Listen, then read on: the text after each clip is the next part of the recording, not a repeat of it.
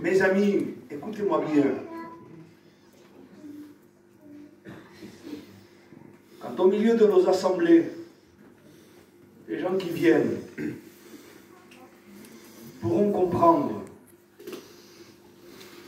que celui qui leur parle du haut du ciel, parce que je ne vous connais pas, je sais que Dieu est en train de parler ce soir. Quand vous comprendrez que celui qui vous parle et qui vous tend la main vous aime, et qu'il est là pour vous sauver, certainement vous serez bien plus transparent avec lui. Adam, où es-tu? J'ai eu peur et je me suis caché. Ami, ne te cache pas. J'ai un message pour toi. J'ai une bonne nouvelle pour toi. Le texte dit comme cela, qu'ils sont beaux les pieds de ceux qui annoncent de bonnes nouvelles. Alors peut-être qu'on n'est pas venu à pied avec la voiture, mais bon, c'est pareil, vous avez très bien compris. Je viens avec les frères, avec le frère qui chante, avec nos compagnes qui ont témoigné, vous annoncer une bonne nouvelle. Christ a payé pour nos péchés. Christ est mort pour nos péchés. Ah oui, quelqu'un peut-être mourrait, dit la Bible, pour quelqu'un qui en valait la peine.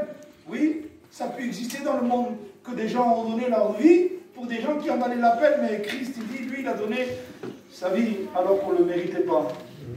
Il a donné sa vie pour des gens qui le méprisaient, pour des gens qui le rejetaient. Je vais être un peu plus biblique, plus scripturel. Il a donné sa vie pour ceux qui étaient dans leur façon de vivre, des ennemis. Dieu a tant aimé le monde. Ah mon Dieu, qu'est-ce que tu es bon. Je vous dis la vérité. Quel dommage que vous vous privez de cet amour. Des fois, je suis seul. Puis, ce soir, je suis avec vous, mais je suis en même temps un peu seul. Je suis un petit peu dans ma bulle, je suis avec lui. Je sens sa présence. Je sens qu'il est là. Et combien de fois je dis, Seigneur, tu as aimé un minable. Tu as aimé quelqu'un qui n'en valait pas la peine. Je lui dis, Jésus, tu as été crucifié pour mes péchés parce que j'étais perdu. Jésus, je partais en enfer et tu ne l'as pas voulu. Jésus, ma vie était vide et tu n'as pas voulu qu'elle reste vide. Tu as voulu la remplir. Il est mort pour toi. Mais il est ressuscité. Je l'aime. Il faudrait tellement que tu le dises, toi aussi. Arrête de lui faire la guerre. Arrête de lui faire la guerre. Oh, l'apôtre Paul a dit à un moment donné, nous faisons fonction d'ambassadeur. Et quelque part, il disait qu'il y avait un cri qui sortait de son âme, et c'est un petit peu ce cri qui sort de mon âme. Nous vous en supplions, soyez réconciliés. Amen. Ne restez plus dans vos péchés. Moi, j'avais 18 ans, il y a des jeunes ce soir. Mais j'avais 18 ans quand j'ai donné mon cœur à Dieu. Quelle paix. La Bible dit, et ça c'est une réalité, heureux l'homme à qui le péché est pardonné. Amen. Je le dis souvent, tant pis si... Des fois, il y a une personne qui ne l'a pas entendu, peut-être je l'ai dit dans cette église. La Bible ne dit pas heureuse la personne qui demande pardon. Oui. Parce que si on demande pardon et nous ne sommes pas repentis, et si on demande pardon et si on ne va pas à Jésus, il n'y a rien. Mais si nous sommes repentis, vous savez ce que c'est réellement la repentance? La repentance, il y a plusieurs branches par lesquelles on pourrait détailler ce que c'est la repentance. Mais je crois que le point central de la repentance, c'est de dire, Seigneur, je n'arriverai jamais à m'en sortir. Seigneur, je suis dans un trou. Je suis tenu par des puissances, en particulier par la puissance du péché. Mais disons la vérité, les hommes, les femmes sont tenus par des puissances diaboliques. Je vous assure que c'est vrai. La première, je crois, un des aspects de la repentance, c'est de reconnaître qu'on ne peut pas s'en sortir contre la puissance du péché et contre les puissances diaboliques.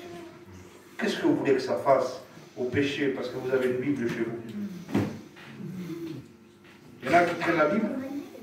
J'ai écouté des témoignages avant de sortir chez eux, il la ouvre, il ouvre comme ça et il part. Un jour j'ai entendu ce qu'il m'a dit, une personne, qui n'est pas d'ici. Il dit, mais pourquoi tu fais ça? Il dit, parce que moi quand j'ouvre la Bible, s'il y a des démons dans la maison, ils partent. On l'a vu.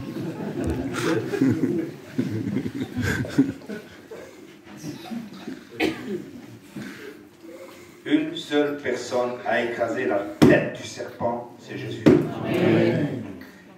Et quand on va à Jésus, et quand on crie, quand on lui dit, Seigneur, sauve-moi. Seigneur, réponds-moi.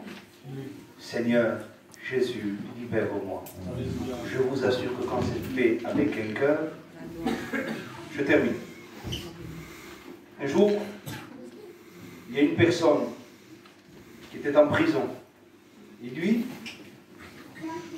c'était un gars réellement de mauvaise vie. Et une personne lui a apporté le Bible et dit, ah, mais laisse-moi avec la Bible. Et laisse-moi avec ton Jésus. Ne me parle même pas de ton Jésus, je ne veux rien savoir. De toute façon, il n'a rien fait de bon. Si ma mémoire est bonne, il le laissait même clouer sur la croix. Il dit, il est mort, on ne sait plus rien de lui. Et en plus, avec tout ce qu'il a fait, bon, des critiques et des critiques et des critiques. Et puis un jour, alors que, tant bien que mal, il a accepté ce livre qui est la Bible, il a commencé à lire l'histoire de Jésus. Et plus il lisait l'histoire, les évangiles, il disait, qu'est-ce qu'il est pur cet homme, il disait. Il disait, mais qu'est-ce qu'il est vrai cet homme. Et plus il écoutait les paroles de l'évangile, et plus son âme, elle était touchée, il était ému. Et quand il est arrivé à la fin de l'évangile, il a dit, il est ressuscité. Parce que c'est ce que disent les évangiles, c'est que Jésus-Christ est ressuscité. Un jour, il a dit, oh, de toute façon, qu'est-ce que tu vas faire pour moi, Jésus? Et il a dit, ben écoute, là, je ne suis pas prêt à te recevoir, il a dit, très ignorant des choses de Dieu. Et il a dit, je te donne rendez-vous ce soir à 2 h du matin. Et puis après, il a oublié, puis il est parti, il s'est endormi dans sa cellule.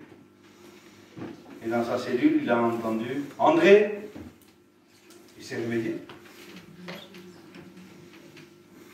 J'ai bien entendu qu'on m'a appelé. Et puis là, il a fait comme signe un peu de retourner, de s'endormir. Il a entendu de nouveau André. Il s'est réveillé, enfin il était déjà réveillé. Il a regardé l'heure, c'était 2 h du matin. Et là, Jésus s'est présenté. Oh, vous savez, toutes les conversions ne seront pas comme cela. De toute façon, Jésus a dit, heureux celui qui a cru sans voir. Il y a plus de puissance. C'est ce que Jésus a dit. Et c'est une vérité. Parce que la foi, elle ne se transmet pas par la vision, elle se transmet par la parole.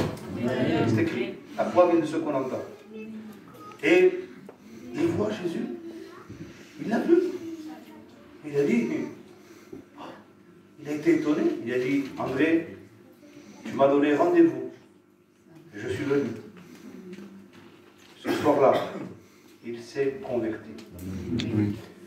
Quand on appelle Jésus avec un cœur vrai, je peux vous assurer, c'est écrit comme ça, si nous confessons nos péchés, écoutez bien, si nous confessons nos péchés, il est fidèle et juste pour nous pardonner et pour nous purifier de tout péché. Une seule personne ce soir qui dit, Jésus, j'ai compris. J'ai besoin de toi. J'ai pris le mauvais chemin, mais ce soir, ta parole, qui est plus précis qu'un GPS, m'a dit que le chemin, c'est toi. Que la vérité, c'est toi. Que la vie, c'est toi. On prie le Seigneur. Amen.